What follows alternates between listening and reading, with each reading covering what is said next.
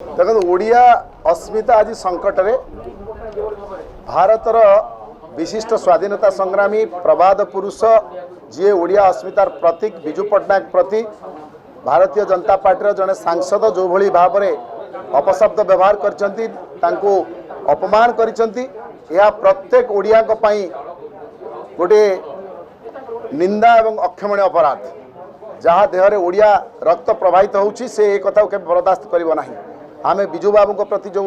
अपमान होइछि जो विजु पट्टनायक जड़े महान स्वाधीनता संग्रामी एवं तीनिटा राष्ट्र जातीय पताका विजु बाबू को मर शरीर पर पड़ता। विजु बाबू इंडोनेशियार भूमिपुत्र रूसिया भली विश्वर अन्यतम बृहत्तम शक्ति जी विजु बाबू को वीरतुंग जशोत्तम उपाधि सम्मानित करिछि।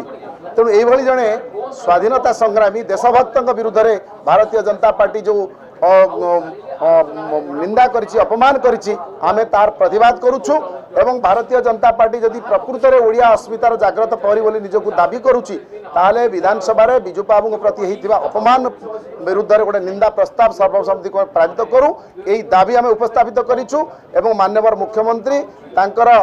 स्पष्ट करंतु से ये घटना उपरे तांकर भूमिका स्पष्ट करंतु एवं निशिकांत दुबे जे एक कथा उपरे अपशब्द व्यवहार करछन्ती से सर्वसाधारण क्षमा प्रार्थना करंतु।